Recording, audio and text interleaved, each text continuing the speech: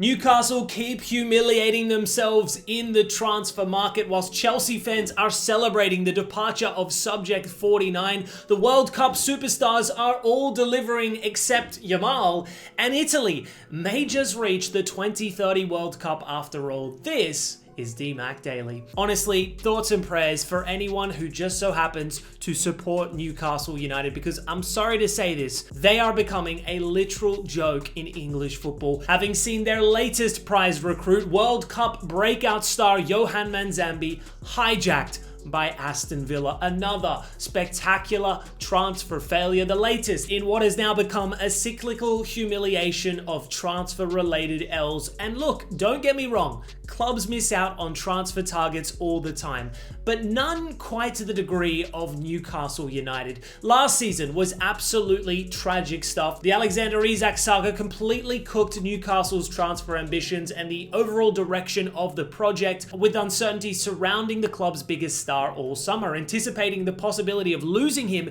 Newcastle identified Hugo Ekitike as their preferred replacement at the time, only for Liverpool to hijack the deal before Newcastle could get it over the line. Liverpool then doubled down on that humiliation by signing Isak as well. Demonic work from the Reds there, but they weren't done, by the way. To make things even worse, the overwhelming majority of Newcastle's signings from last summer simply failed to deliver. So instead of strengthening a squad now competing in the Champions League, they were left with expensive additions that drastically underperformed, forcing Eddie Howe to rely on that same core group throughout another demanding campaign, one that ultimately ended with no trophies, a demoralizing UCL exit, and a disappointing 12th place finish in the Premier League. Fast forward to this summer, and somehow the picture looks even bleaker. Anthony Gordon has since departed, Sandro Tonali has also moved on, Bruno Guimaraes has now officially informed the club he wants a new challenge, with a move to champions Arsenal looking increasingly likely. Within the space of 12 months, Newcastle have basically watched the spine of their project completely unravel, and as if that wasn't bad enough, the transfer disasters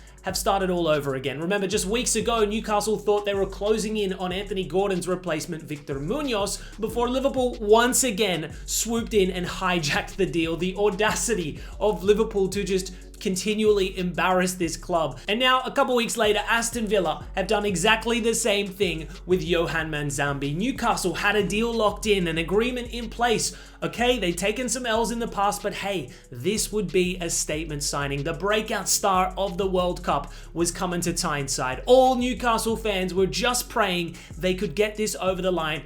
But of course, Villa just chimed in out of nowhere and said, step aside. Two principal targets gone in the space of a month. The Munoz deal was frustrating enough, but losing Manzambi to Villa really just drives home just how far Newcastle have slipped in the Premier League's pecking order. For a club that only a couple of years ago looked destined to become England's next superpower, it's a disastrous look. Now, to be fair to Newcastle, they haven't done everything wrong this summer. The purchase of Hoffenheim's Basumana Toure is decent. He's an exciting young winger with enormous potential. Sean Sturr of Ajax looks like a smart investment for the future, while goalkeeper Jouen could develop into another excellent piece of business down the line. But those aren't the signings supporters will judge this window by. They'll judge it by the players Newcastle couldn't convince. And unfortunately, there are several reasons they keep failing to bring big names in. Firstly, despite having arguably the wealthiest owners in world football, Newcastle remain heavily restricted by the Premier League's profit and sustainability rules. They simply cannot match the transfer spending or wage packages offered by some of their direct rivals without risking PSR breaches. Secondly, geographically speaking, Newcastle are at a clear disadvantage. Don't get me wrong, Newcastle is a proper footballing city with phenomenal supporters, but for many overseas players relocating with their families, it simply isn't as attractive a destination as London, Manchester, or even Liverpool. Lifestyle, travel, personal circumstances all influence decisions at the top level, and adding to those challenges, Newcastle currently have no European football to offer. Perhaps that was the decisive factor in Manzambi favouring Villa over them, but regardless of the reasons, the optics are just terrible. Seeing the core of your squad dismantled while your priority transfer targets are simultaneously being hijacked paints the picture of a project in disarray. Instead of looking like English football's next great force, the sleeping giant that finally woke up, Newcastle are increasingly resembling a club caught in limbo, right? Too ambitious to settle for second-tier targets, but not nearly attractive enough to consistently land the elite players they identify. Maybe their recruitment team can turn things around before the window closes, but the pattern is becoming impossible to ignore. And if things continue in this direction, you have to wonder whether more stars, players like Lewis Hall or Tino Livramento, might eventually start questioning the project's trajectory as well. At this point, it's becoming very difficult to be optimistic about where Newcastle are heading. Staying on the topic of transfers, and a rare W for the Chelsea fans to enjoy with the news that Subject 49, aka Alejandro Garnacho, has not reported to pre-season training and is set to depart the club. Just 1 year after Chelsea paid Man United £40 million for the Argentine winger, Garnacho has been permitted to remain away from Xabi Alonso's first pre-season training sessions while his representatives work on securing an exit. Chelsea are not interested in a temporary solution either. The club will only sanction a permanent transfer and have valued the 22-year-old at around 50 million euros, or roughly 42.5 million pounds. Interest has reportedly arrived from clubs in the Premier League, elsewhere in Europe, and the Saudi Pro League, with Chelsea hopeful that a deal can be completed within the next fortnight before the squad travels to Australia on July the 25th. Roma have also been linked with a loan move, but that appears to be a non-starter given Chelsea's position, unless maybe they can make the deal a loan with an obligation to buy, something you see quite frequently in regards to the Serie A. It must be said the speed of his Chelsea downfall isn't all that surprising. Garnacho arrived as this young talent with, let's just say, a complicated past at Man United. He went on to make 43 appearances last campaign at Chelsea, finishing with 8 goals and 4 assists, which at face value isn't all that bad, but keep in mind only one of those 8 goals came via the Premier League. Apart from cup competitions, he barely delivered anything of value, which was probably why he was omitted from Argentina's World Cup squad too. And now Chelsea have effectively decided that he is not going to be central to new coach Alonso's plans. There's no guarantee what system Alonso is going to back. Is it going to be his trusted 3-4-3 or adapting to Chelsea's typical 4-2-3-1 system? Ultimately, it doesn't really matter because the bottom line is that Garnacho isn't guaranteed the minutes he wants, so it's probably in both parties' best interests to go their separate ways, which is music to the ears of the overwhelming majority of Chelsea fans. Look, he arrived with a bad reputation for having a terrible attitude, for being a selfish teammate. Not many were convinced from day one, and whilst I actually don't think Garnacho's attitude's been too problematic during his Chelsea stint. You know, neither Maresca or Rafinha bemoaned his mentality or professionalism. The way he carries himself on the pitch is just prone to rubbing people the wrong way, with the over-the-top goal celebrations and the lack of end product against teams of actual pedigree. I think that's the biggest issue with the Chelsea fan base. We just recognized quickly, oh yeah, this guy is a very limited winger. He's not particularly quick. He struggles in 1v1 situations. He doesn't score that often, and defensively, he switches off too. But Garnacho's failure at Chelsea is no different to like half the squad. Sporting director Paul Winstanley and the broader Blueco recruitment team have been consistently failing to sign players of a good enough caliber. The fact that Pedro Neto was Chelsea's most prolific winger last season speaks volumes, which is all the more ironic considering that per 90 minutes, Garnacho statistically outperformed him. Don't get me wrong, I'm glad he's going to go, but there's still so much deadwood this club desperately needs to remove. No idea who Chelsea have in mind in terms of left winger replacements, but I can't say I'm overly confident of a significant upgrade based off of this club's previous transfer history. Another aspect to seriously consider is like, how are Chelsea going to sell for their current valuation of 50 million euros? Bro, not even Saudi Arabia are going to consider dropping that kind of money for Garnacho, the back-to-back bomb squad player. I know Chelsea are a decent selling club, but come on now, 50 mil? Now, as for the player himself, you know, maybe he can redefine his game elsewhere. I think his ceiling has been made abundantly clear, which is why I'm surprised that there's supposed interest from other Premier League teams, because ability-wise, he's an average winger with the expectation of guaranteed game time. That seems like another disaster waiting to happen, but we'll see what happens with the divisive Argentine. He's an interesting character, that's for sure. Shifting gears to the World Cup, and birthday boy Lamine Yamal is facing huge pressure. Now, as we've all witnessed, this World Cup has been unlike anything we've ever seen in previous renditions.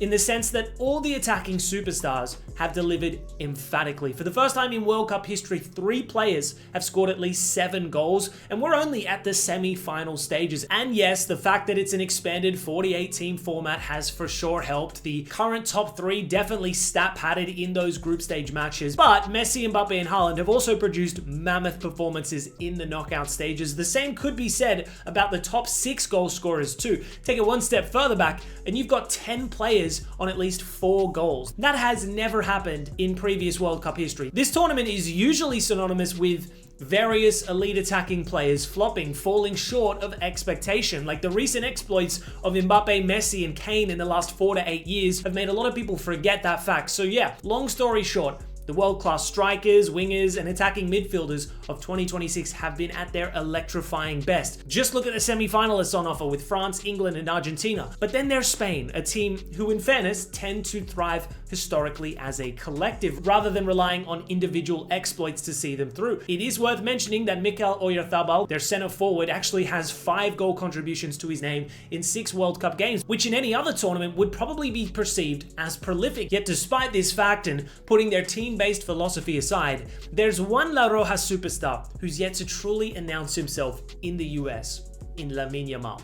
Having marked his return from a hamstring injury just before the tournament commenced, he's since made 6 appearances, 5 of which were starts, yet only has a single goal to his name, a tap-in against Saudi Arabia in the group stages. Now, considering that prior to the World Cup, Yamal was a top 3 player in the world, for many the best, and the fact that his fellow world-class colleagues have all been smashing it, everyone is still patiently waiting for that Yamal masterclass on the world stage. Granted, Yamal's game goes beyond goals and assists. In terms of pure chance creation, I would say only Messi and Elise, maybe World Cup Jude, can rival him in that department, which is why I can't help but wonder, why is Yamal struggling to reach his previous heights? Now, I've watched every minute of Yamal at the World Cup, and I do think it's worth noting that, contrary to some people's belief, he's actually been really good. In fact, he's literally been voted man of the match 2 times already. He comfortably ranks first in successful dribbles completed and is hands down the most dangerous player on the pitch for Spain. It's just his execution has at times failed him. He's not even in the top 100 players for chances created per 90. For the second best player in the world in 24-25, he can't be satisfied with that. I know he's a showman,